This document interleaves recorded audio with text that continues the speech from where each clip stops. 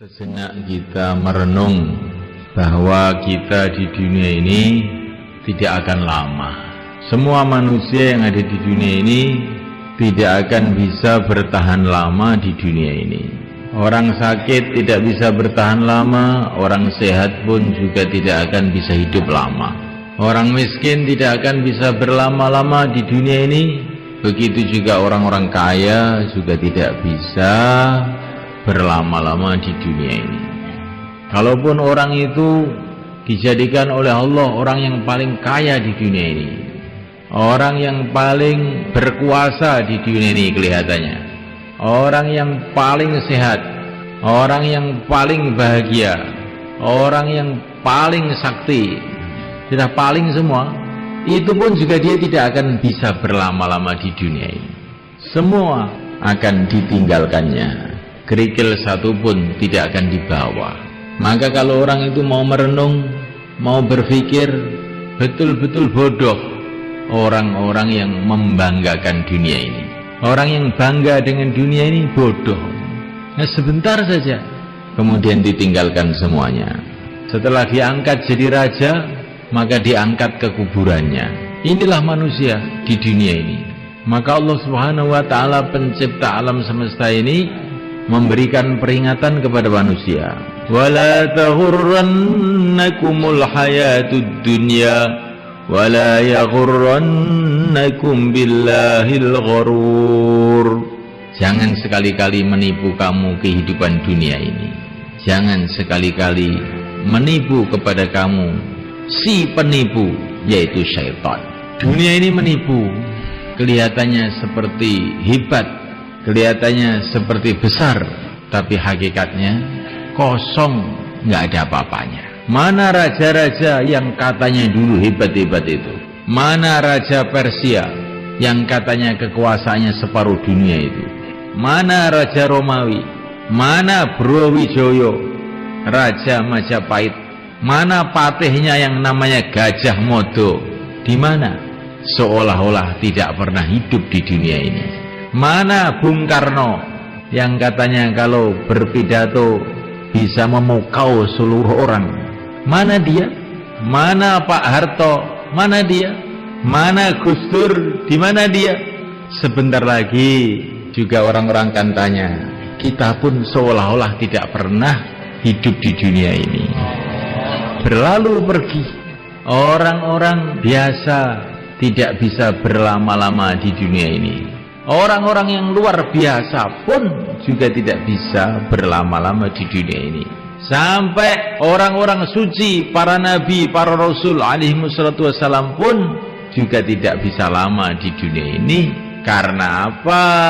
Karena memang manusia diciptakan oleh Allah bukan untuk dunia ini. Masalahnya ini, manusia diciptakan oleh Allah adalah untuk kehidupan akhirat yang selama-lamanya. Sedangkan dunia ini fungsinya adalah untuk ujian. Tabarakalladzi biyadihil mulku wa huwa ala kulli syai'in qadir, alladzi khalaqal mauta wal hayata liyabluwakum ayyukum ahsanu amala wa huwal azizul ghafur. Kehidupan dunia ini Allah jadikan untuk ujian. Allah hendak menguji, ayyukum ahsanu amala, mana yang paling baik di antara kamu amalnya. Tapi kita harus paham, Allah menguji itu bukan karena Allah ingin tahu. Allah sudah tahu segala-galanya. Tetapi Allah itu menguji supaya kita ini loh tahu.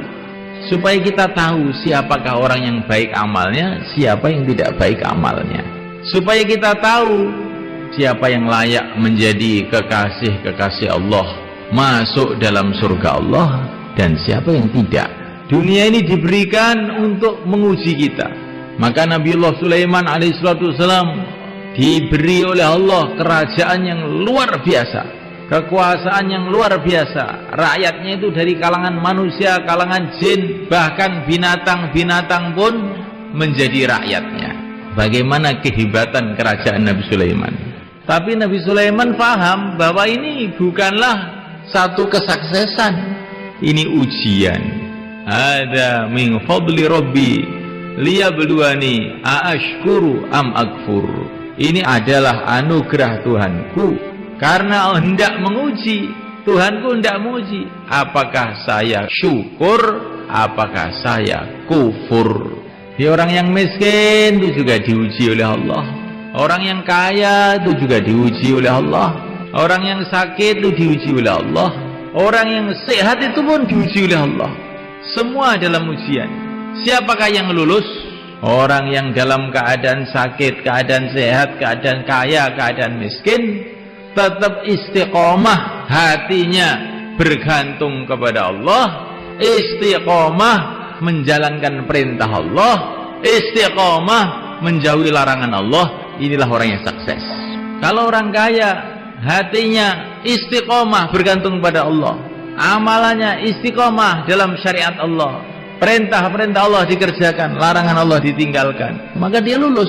Kalau orang miskin, mengkis-mengkis, sakit-sakitan, tapi hatinya senantiasa tawajuh pada Allah, amalannya mengikuti sunnah Rasulullah, seluruh larangan-larangan Allah ditinggalkan, ini orang sukses. Kemudian tidak lama dihantar menuju tempat balasan, tempat kemuliaan, yaitu surga Allah Subhanahu wa ta'ala. Semoga termasuk kita. Orang yang merasa sukses dengan dunia ini, sedangkan dia imannya lemah atau rusak, amalannya rusak, maka itu seperti anak kecil masuk ujian SD. Dalam ujian SD itu oleh gurunya, anak kecil tadi dikasih kursi yang bagus, dikasih susu, gurunya tersenyum-senyum, sehingga anak kecil tadi salah paham, saya sudah sukses saya.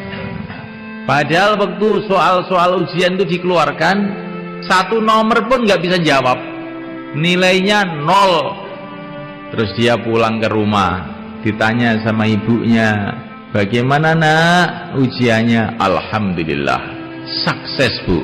Kamu kelihatannya nggak pernah belajar bisa sukses. Iya, saya ini memang orang sukses. Bagaimana ceritanya? Ceritakan sama ibu. Tadi kursinya empuk bu, dikasih susu sama Pak Guru, dan Pak Guru senyum-senyum saja. Teman-teman juga melihat saya semua tersenyum, maka saya sukses. Bisa nggarap soal ujian atau tidak? Nah, kalau itu nggak bisa bu, nggak bisa. Tapi saya tetap sukses. Oh, kamu ini betul-betul anak yang tolol. Sudah nggak lulus, nggak ngerti kalau tidak lulus. Itu bukan hanya tidak lulus, tolol kamu ini. Kelihatannya cerita ini lucu sekali. Sedangkan kebanyakan manusia itu nasibnya di dunia ini seperti itu. Pokoknya kalau sudah rumahnya bagus, mobilnya bagus, ya sudah sukses. Bagaimana Pak kamu? Alhamdulillah sudah sukses.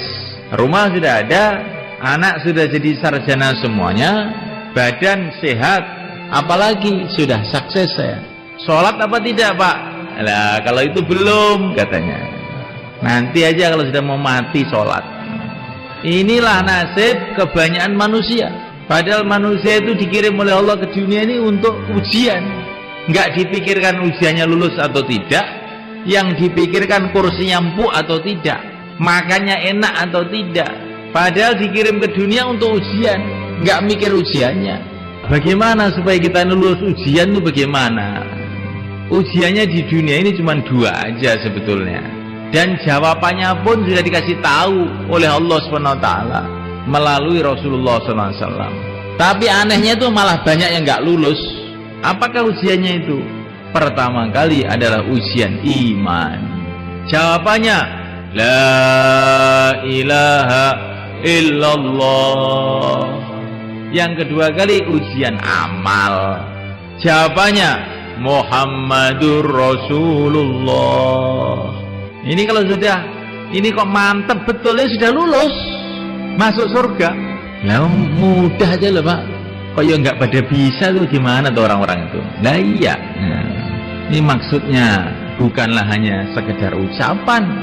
Bagaimana la ilaha illallah itu tertanam dalam hati, merasuk dalam hati, menjadi darah daging kita, keyakinan yang mantap bahwa yang berkuasa di alam semesta ini hanya Allah, sehingga yang pantas disembah hanya Allah.